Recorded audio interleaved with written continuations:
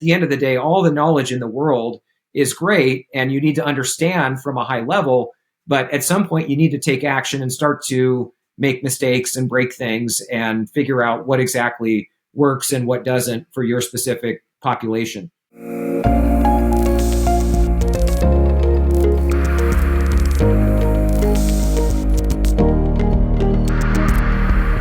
Hello, everyone. Welcome to another episode of the Healthy Savings Podcast. I'm your host, Sasha Gribov. I'm the co-founder of Milu Health, and we're joined today by an awesome guest who's going to give us a ton of awesome stuff to talk about. We got Chris Wolpert, who's the founder of GBS. Chris, welcome aboard. Thanks, Sasha. Thanks for having me. It is great to have you here. We've got comic books to talk about. We have healthcare to talk about. We've got documentaries to talk about. So this is going to be a really good one. Before we jump into it, I'd love to just get a quick background on you. Can you tell us about yourself, where you live, what you do, how you got into the healthcare world, and we'll take it from there. Sure. Yeah, absolutely. I grew up in Tacoma, Washington, which most people maybe have heard of. I live in Steilacoom, Washington now, not too far from there. Went to Stadium High School. So if you ever saw the movie 10 Things I Hate About You, that was the high school I went to. It was filmed there.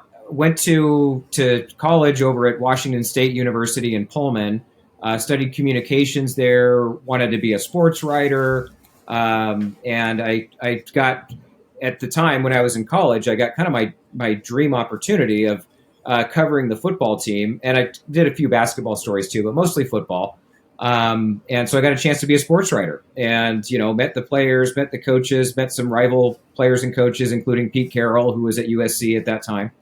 And one of the things that happened at the end of that internship was I kind of realized that it's cool, it's fun, but at the same time, I don't know that I want to do this as a profession, right? This was something that, I working with hard deadlines and, kickoff being at like 7 p.m. and I'm like still like working at like 12:30 at night when all my buddies are, at the bar celebrating our victory. And I'm like banging away on my keyboard and stuff like that. I just kind of realized, okay, this is fun because this is my college and my team. But if I had to do this as a job for, an institution I'm not connected to anyways, it was just one of these things where I had a kind of a crisis, I guess, at 22 years old and was like, I don't want to do this anymore. And took the first job I could get coming out of college, which was in insurance.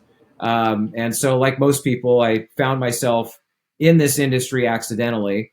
And then the more I kind of got into it, the more, I started to realize that, yeah, maybe there's a role for me here in a career, right? There's something here where I can use my ability to tell stories and I can leverage that in a way that maybe other people that are in business or in sales don't do or haven't done or what have you. That's kind of the brief synopsis of how I got into the industry and how I ended up in healthcare was had more to do with when the ACA was passed.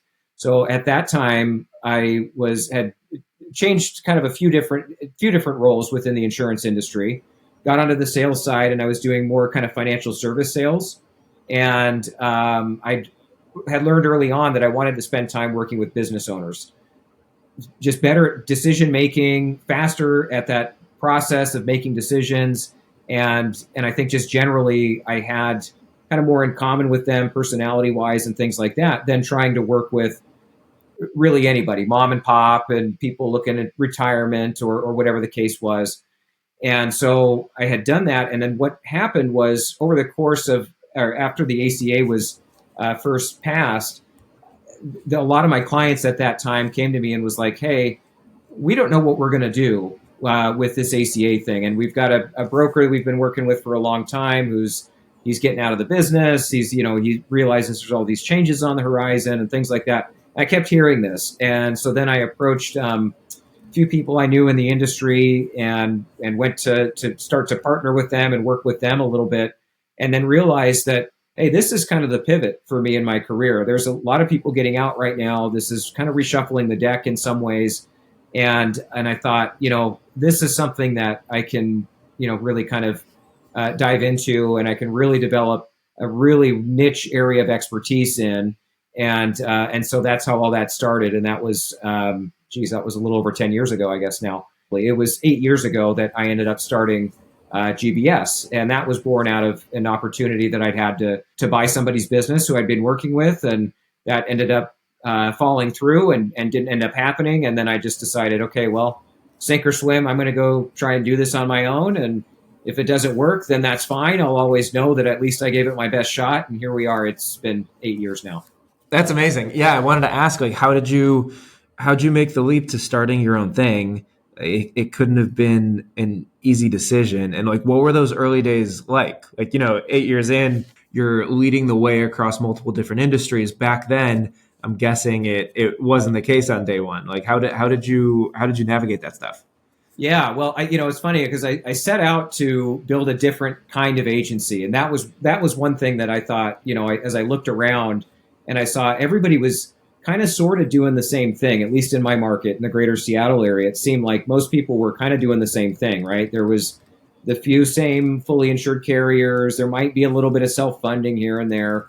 In large part, everybody was kind of managing their agency the same way that they had been for years. And even the guy I was working for, it was like, well, just make sure you've got good relationships with our carrier reps and stuff like that. And go to the Chamber of Commerce meeting and get involved in the community and all these things. And it was like, okay, well, I'm already doing a lot of those things, but it's not necessarily leading to more business.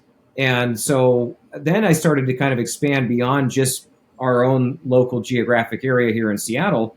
And I started to look at what other people were doing across the country and attended some of these different events, Ascend and others. And I started to meet people that were doing things a lot differently and that were doing things that I was jealous of in some ways, in that I wanted to be doing those too. I wanted to be able to bring those solutions to my own market, and I wanted to create an agency where it wasn't the same, right? We live in a day and age now where Zoom is the norm, and having video calls and all those kinds of things. And before the pandemic, that was happening, but not quite to the extent that it was now. And so when I set out to build my agency, I wanted to bring in subject matter experts from wherever they were. If they were in the greater Seattle area, then fine, wonderful. But if not, then hey, if I know somebody is a communication technology expert that's in Baltimore, Maryland, then I'm going to partner with him and his firm, and I'm going to bring them in to our clients that are here in the Seattle area. And then if there's somebody else who's a subject matter expert on stop loss or direct primary care, RBP, direct contracting, whatever it is, I can bring these people in without necessarily having them be W-2 employees that, oh yeah, we got you situated, we got you taken care of, and just trying to be a know-it-all. And I think that's what I saw from a lot of people in the industry, was that they needed to be kind of the hub, and then they'd have, they needed to be the expert on everything. And, you're jack of all trades, you're a master of none, right? And so I took a very different approach in that I wanted to bring these people in and introduce them directly to my clients, and have them be the subject matter expert, where I could then just focus on prospecting, marketing, and building a health plan that's sustainable and modern. Rant over. That's awesome. So tell me about the health plans that you put together for your clients. Like, how do you go from step one? Okay, I have a new group and I understand what's going on today and what are their business objectives.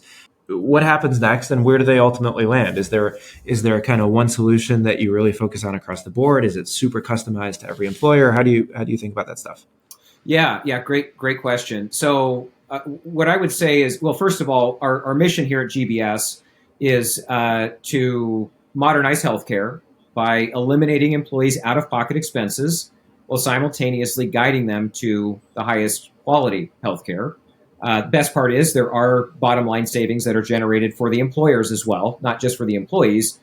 Plus, we can take work off of the HR teams or the admin team's plate. So typically when I'm leading with that as the value proposition, as of the core of what we do, what I find is that attracts the right kind of employers for us, right? So there's plenty of times where I have opportunities that it's just like, look, this is not the right fit for us. You want to continue to renew with Blue Cross Blue Shield or United Healthcare every year, then great. We can do that, right? I mean, I've got 3 kids to feed, right? So I'm not going to shy away from that if that's what you want, but that's really not what our core competency is. It really is to move you into a space where your benefits plan actually has benefits, right? It's no longer perceived as this annual open enrollment nightmare that everybody finds out how much their costs are going up, how much more is going to be withheld from their check, and how much more the plan has been skinnied down, or the network, or whatever the case is, right? And because that had been the story for decades. I mean, I remember long ago being on my parents' health plan when it was like it went from like a $50 deductible to $100, and my mom like freaking out as a hospital administrator, right? That's her world where she came from, and thinking like, oh my gosh, how are people going to be able to do this? How are they going to be paying their bills? And you look at like $100 deductible now, it's like that doesn't exist. It's the world's best deductible. Yeah. Right. Exactly. Well, I would argue that though too. I would challenge that and say no deductible is even better, which leads me to the next part of your question. How we build health plans is we want to eliminate that. We want to eliminate the employee out-of-pocket expenses, because the financial barriers to them getting access to the right care is really, I think, is really what the core of the problem is. Is that if you just did a man on the street interview with people and asked them about healthcare, I'm sure you'd be shocked at some of the answers you get about how little people actually know or are invested in their everyday care, and maybe that's because they don't need it or what have you. But the point is that really when we're building a health plan, and we do this with a number of different resources or a number of different companies that we partner with in order to do this. But to me, really, the one almost non-negotiable at this point is you have to have some form of medical advocacy, medical management, nurse navigation, healthcare navigation, whatever you want to refer to it as. But you really have to have somebody that has a clinical background and also has access to the copious amounts of data that exist today that people have access to. But yet you and I, as just laymen's, have no idea about where to access that or how to make that actionable. But yet somebody with that clinical background and that clinical knowledge that is baked in, that's part of your health plan, just like you're able to go in and see your primary care doctor or go get prescriptions filled or, all of the things that we take for granted. Why shouldn't you be able to just call a nurse and say, hey, look, I just had this really dread diagnosis and I'm concerned about it. I need some help navigating what I need to do. Do I need to get a second opinion? Do I need to go to this hospital that I've been referred to? Do I need to go to, just all of those questions that come up when you're already kind of emotionally frazzled because you're going through a health event. If we can introduce that and make that accessible to every user of the health plan, it's going to set people up for success in delivering the outcome that they're trying to get, which is to either just treat this this condition that they're in, or possibly get cured, or whatever the case is, but help them formulate a plan rather than just say, well, we've got this provider network, so you can check the directory and make sure these doctors are in network. And you want to make sure you do that because that's how you're going to get the best care. Well, no, that's not how that works, because you could have a provider directory that has every doctor under the sun that's covered by insurance, which includes the poor performing doctors that are going to be predatory, fee for service, whatever, and not necessarily get you to the place that you want to be. It's funny, we see a very similar thing on our end. Like, one of the reasons we started the company was because we realized that there's access to data today that's never been available before, and that the average American has no idea about and doesn't see, right? Like, you and I, because we're in the industry, we can go get access to the nationwide claims databases that'll show you which doctors do which procedures, what are their complication rates. Like, it's not that hard, but an individual person can't get that stuff. And so, to your point, like having a medical management company, having a nurse navigator involved and there for the average employee to find some of that stuff, it's huge. Like, it's such a game changer. I've done that stuff for my own family, and Same. And it's been so impactful. Oh yeah, absolutely. Well, and that's why I say it is kind of it's almost a non-negotiable at this point for us when we're looking at working with somebody, because the truth is that a lot of what we do, and I'm sure a lot of the people that you talk to as well as I do, are doing a lot of self-funding, right? But the reality of it is you can do it. There are solutions that are out there that you can layer on top of a fully insured plan as well too. Now, does it have the same impact on the financial side for the employer? Probably not. If I'm being completely candid, but it has that impact for the employee. And so then when you start to think about retention and you start to think about attracting new employees and things like that, that can become a selling point. And that's, I tell employers this all the time, is like, don't just like throw out there what your benefits are. Yeah, we've got medical, dental, vision, 401k, PTO, whatever.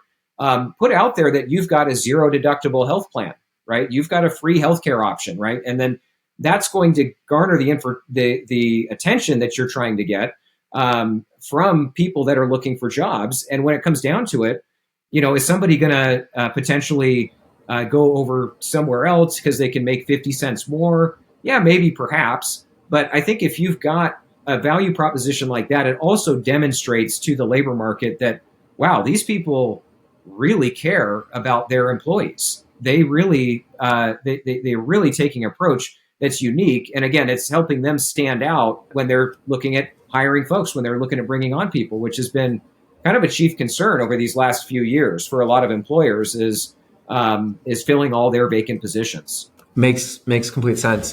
What are there specific types of employers that you work with? I know you mentioned folks that care about retaining their employees, care about providing a low or zero cost option to their employees, but also saving money on the plan. Do you find specific industries where either that's most true or your plans are most impactful? I do. I tend to work with more kind of blue and gray collar workforces. It just kind of has happened that way. But here's what I'll say about that is, a lot of times you'd think that this would be something that would be that these types of plans would be something that, you'd want to see at, say, some kind of professional services firm, right? Attorneys or engineers or architects or whatever. And I tend to find that we have the most impact with these blue and gray collar kind of firms because they tend to have people that don't get paid as much and that maybe don't have the same financial or even health literacy as some of those other types of firms. And the other thing is, you think about, somebody's making $20 an hour, they're making 40 grand a year. And if they're on a plan that has a $4,000 deductible and then has, an $8,000 out of pocket max or something, whatever, that deductible amount, that 4,000, that's 10% of their gross wages for the entire year. So it really doesn't work for them. And that's why I say, this tends to work really well for them, because when they realize that if they just simply engage with the nurse concierge program or the nurse team, whatever, the healthcare navigation team, that they won't have to pay anything out of pocket. That's a really, and they're getting guided to the highest quality care that exists. Then that's a pretty easy decision for them. And it's probably in the mid to high 90s in terms of the people that actually engage with the solution, that end up taking the recommendation of the nurse team, that actually follow through on that. And then, we've reached a point now where we've got some of our clients that have been doing this for 4, 5, 6 years now. And every year they've gotten a surplus. Every year they give the best employee testimonials we get are from these same few groups. And it's really had an impact on their workforce and on their business. And then that's where a lot of our referrals come from, are from existing clients who say, hey, my buddy owns this business. He's having the same problem I was having a few years ago.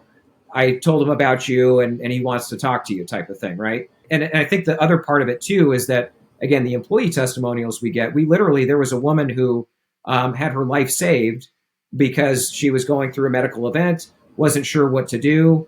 She was at the point where she got stabilized, but first thing she did was reach out to our nurse team, and they were able to help kind of walk her through what was actually going on, just based on, again, their own clinical knowledge of what was taking place. And she gave us the most glowing testimonial. And in fact, she insisted that it be recorded and that we share that. So I've shared the recording of her and everything she said time and time again, and it has the same impact every time. And it's a story that's a few years old now, but it really just demonstrates the power of what we're able to do when we talk about eliminating employees' out-of-pocket expenses, guiding them to higher quality healthcare, and really, it's the way it should have been done, in my opinion, for a long, long time now. That's amazing, and especially with those types of workforces, like there aren't great solutions out there for them, right? I get it. I'd argue for the white collar workforces, same thing, but they at least have a higher salary that like a $4,000 deductible won't break their bank. But man, if you can help someone who's a blue or gray collar worker and give them a $0 cost option and get them access to great care, like to your point, that's what the system should be. That's how it should work, right? Like it shouldn't be that hard. So that exactly, it shouldn't be that opaque, right? It shouldn't be that non-transparent and confusing that somebody shouldn't, because you look at the analogy I always make is when you think about buying a car. So you show up on a car lot and you've got a reasonable idea before you get into test drive anything what the cost is going to be, because they've got stickers right there on the windshield, and you have a reasonable idea of the quality of the car that you're going to get into and test drive, because we've got access to that data. It's not hard to find, right? But in healthcare, we have no idea. We think that we're getting into a Mercedes-Benz and we're getting into a Geo Metro, and yet we're left paying for the Mercedes-Benz. Because the Geo, bills 5 times the price of the Mercedes, right, to an insurer, and insurer pays it. And, it's the same, like, those stories, you live them every day, but it's crazy that's how the system's set up. On a much better note, you told me that you have a comic book, and I got it, and it's awesome. And like, I don't know, I haven't held a comic book in a decade, I think. So for the audience, it's on Amazon. It's called Hit Zero. How'd you make it? What gave you the idea? When I started my firm, one of the things I wanted to do early on was leverage my experience in storytelling and in writing, and again, with my background as a journalism major, I wanted to be able to leverage that, and so I really wanted to write a book and use that as a marketing tool. And so I was sketching some outlines and all that, and I was listening to a bunch of podcasts about becoming a self-published author and doing all these things. And the more I did that, I remember listening, there was one podcast in particular where the guy said, sometimes it's best to take a very counterintuitive approach, but write a business book, for example, and tell it in a hero's journey kind of version of a story, right? And that was really kind of the beginning of it, where I'm like, oh, that is what I need to do. Because I had written an outline that was like building a benefits plan post ACA, and I'm like writing the outline, and I'm just looking at the outline of it, and I'm like, oh my gosh, I don't even want to write this book. Nobody's going to want to read this. This looks so boring. And then to then have this like epiphany, and then it was around that same time. So again, it was 8 years ago is when I started GBS. That was also the same time when a book called Story Brand came out. And I had read Story Brand around that same time, and then it was this hero's journey thing. And if nobody's familiar with Story Brand, it's putting your ideal prospect in the hero's journey story, but making them the hero. And commonly, what would happen, and a lot of times with marketing, is that you would try to be the hero, and then you're kind of bringing that, you're there to save the day. Well, nobody wants, they want to be the hero of their own story. So that's really the premise of the marketing. And so that was where I kind of arrived at the idea of, not only can I make this hero's journey story about a CFO and an HR director that have to go on this journey and find this, find the solutions and all these things, wanted to then make it a comic book because I thought it would be even that much more digestible, right? When you've got images rather than just words on a page. And, it's like somebody could read through that comic in 20 minutes and kind of get the gist, and maybe not, know enough to be an expert, but at least know enough to like, okay, either this whole comic thing was not for me and I'm not going to, I'm not working with this guy, or, oh my gosh, this is so clever and so digestible and I understand it. And here's the thing that's happened too, is I use that as a lead magnet, obviously, and send that out to people I want to connect with. And when I call them to follow up, hey, did you get the book? What'd you think? Instantly, they know who I am. Even if we've never met before, they're like, oh, yeah, you're the guy who sent me the comic book. Because how many other people are sending them a comic book that's teaching, about ways that they can improve their business? I would venture to guess it's next to none. So anyway, so that's really what it was to be a conversation piece. And it starts to begin a conversation without starting to just talk about their benefits and out, without asking kind of those same questions that they've heard over and over.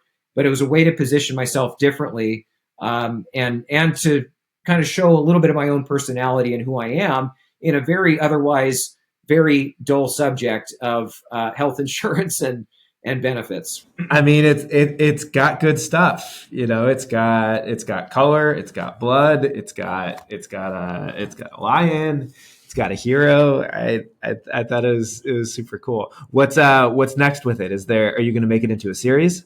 Yes, actually. So I'm working on volume 2 right now. I expect to release that later this year. So one of the questions that always comes up is did you do the artwork too? And so, no, I can take no credit for that. I found a very fabulous artist on Fiverr and hired him to actually produce those images. But I wrote the story and wrote the script and it's so that's what I'm working on now is volume 2. There's like 3 core messages. One is that you can actually control your healthcare costs, right? Because so many times, even in today's age, there's so many HR departments and CFOs and people in business in general that believe that they can't do anything about this, right? The claims are the claims. It is what it is. Medical trend. They've kind of heard all of that from whoever they're working with, big firms, small firms, all in between, and this kind of strikes at the heart of that, saying no, there is something that you can do. You need to kind of smash those limiting beliefs. So that's really kind of the first lesson, is that we need to unwind some of that programming that's taken place over decades. You need to provide the financial incentive to your employees for them to go to higher quality care. There's high quality care. There's access to it everywhere. But until they can kind of engage with, in our case, that nurse navigation or whatever the case is, they really need to be able to understand that eliminating those financial barriers for employees is going to be the key, not only to the employee's success, but also to their success in managing a healthy plan. And then really kind of the third final lesson in that first book is just simply that you need to take action. You need to go through underwriting. You need to investigate these different solutions. You need to talk to an advisor who is truly aligned with what you want to accomplish in terms of your own kind of financial goals, as well as what you want to be able to provide for employees and so on and so forth. But that at the end of the day, all the knowledge in the world is great and you need to understand from a high level. But at some point, you need to take action and start to make mistakes and break things and figure out what exactly works and what doesn't for your specific, population. And so the second book, where I found that there was still a lot of education that was required, was around just simply the nuts and bolts of, okay, how exactly does this work, right? So you talk about going self-funded or level funded. And in many cases, this is a new concept for a lot of employers, even in this day. And so it's really, this next one is going to be the nuts and bolts about kind of like an Odyssey, right? Where you've got to go on this journey. We're going to board this ship. We've got all these different crew members that are part of the ship that are helping all of this run smoothly behind the scenes that you don't necessarily always see. Here's the TPA and here's what their function is. Here's medical management. Here's what their function is. Here's the compliance expert. Here's stop loss. And so combining all of these things together to show them how this all works together and how all these different specialists within the crew, they each need to do their job and be efficient and effective at it in order for you to get to the destination that you're trying to get to ultimately. I love the idea of making it a journey or an odyssey. That's super cool. And, at least from what we've seen, a lot of the most successful plans, it it feels like a journey, not to be corny with it, but like it's not a year one big bang, everything solved. Like it could take Right. year one, you implement these solutions, year two, you build, year three, you build, at some point you've got an incredibly high performing plan. So that's super cool. I wanted to ask you, you've got the comic book. Now you've got a documentary coming out next Yep. called, I believe it's not personal, it's just healthcare. Can you Right. tell us about that? What was the idea behind it? What does it get into? Yeah, so it's going to be released here in April of 2024, and the idea behind it, really, this had started a few years ago, even before COVID. I remember I was at a conference and met our director, our executive producer on this, Bart Camerata. And I remember him mentioning something about, because he's not necessarily in our industry, but he does a lot of videography and creates videos. He's got Benefits TV, for example. So he knows a lot of people in our industry. And he kind of talked about, yeah, that'd be cool if we did that. And I'm like, well, Bart, whenever you decide to actually do that, whatever it is, I want to be part of that project. That sounds like, first of all, just a ton of fun. Also, I can leverage some of my communication background and things like that. And really, it was kind of one of these things that I'd forgotten about it for a long time until last summer. Bart reached out to me and said, "Hey, remember when we talked about that, like back in 2018? We want to go ahead and do that." And we found a few other insurance people who want to help produce it too. I was going to say producers, but producers in a different sense, in that we're producing the documentary. And so, yeah, so then we had a few calls where everybody that was involved in the project came on and kind of shared ideas and kind of told them who we wanted to, who would be good people to interview. We gave them some of these case studies and some of these examples of clients that have had challenges, had solutions, had some successes, and just kind of gave them ideas on where to take this. And I've seen a sneak peek of it now. I've seen about 13 minutes worth of it. And I'm very excited for it to come out and be released. I think by the time this podcast gets released, it should be available pretty widely. But that was really kind of the genesis behind it, was that it was one of these things that we'd kind of sort of talked about at a conference happy hour. And then, as these things go, it's like sometimes those things just kind of stick in the back of your mind and won't leave. And that was kind of what happened with this project. So, do you know where it's going to be available? Like YouTube, other places? I'm not sure yet. We're working on a few. So distribution is kind of the last phase that we're still in process with right now. I do know that all of the producers are going to be doing screenings in their market. So sometime later in May or June, perhaps, I've talked with a few people. We're going to look at doing a local screening as well as doing a live cast. And so, but it is going to be widely available. We're not going to hide it from anybody, but we are working on on getting some distribution through some of the major players that are out there in the streaming game, I guess. Well, there's another thing I wanted to ask you about. I think this isn't official yet, but by the time the episode airs, it will be. But you were selected. Initially nominated and then also selected to be an Advisor of the Year finalist this year, which is huge. Congratulations. Yeah. Thank you. You went from starting your agency, I think you said 8 years ago, to this place where you're now like one of the leaders in this field in creating plans that work for employers and creating something new in the self-funded space. Like, how did that journey come together? Like, would you have imagined that 8 years ago, or even when you thought you were going to go to journalism? And B, congrats. Yes, thank you. No, I did not imagine this. Yeah, and actually, you just stating it that way really kind of put it in perspective for me. Because yes, this was. Right now, when we're recording this was just, I was just made aware of this a week ago. And yeah, I'm kind of having a moment now. No, I didn't think that within 8 years that people would look at me as some kind of expert. I feel, I still have many moments where I kind of suffer from that imposter syndrome, right? Because, I mean, part of why I was nominated, I know this because of the couple of people that nominated me. My agency is, I am the only producer. I've got an account manager, And then I have another part-time backup account manager who works about 5 hours a week, who also happens to be my wife.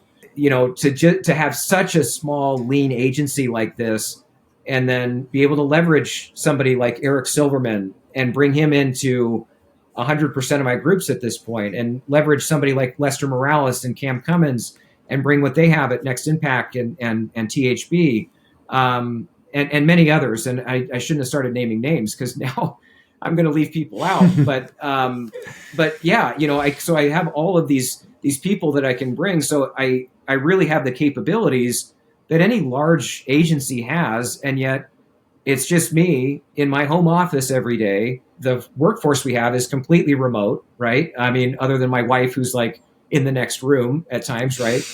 No, I would not have imagined this. And it, in some ways it's like, geez, do I even deserve it? There's far more people that have done far more and accomplished so much more. But again, what I was told by the people who nominated me was basically, you're doing something so unique in the way that you've built your agency, not just, the health plans and stuff like that, but to be able to have now a business where I can get a little bit, I get my workout in, I get my little bit of work done in the morning. I then, get the kids up, get their breakfast and stuff, get them off on the school bus. My wife helps with that as well too.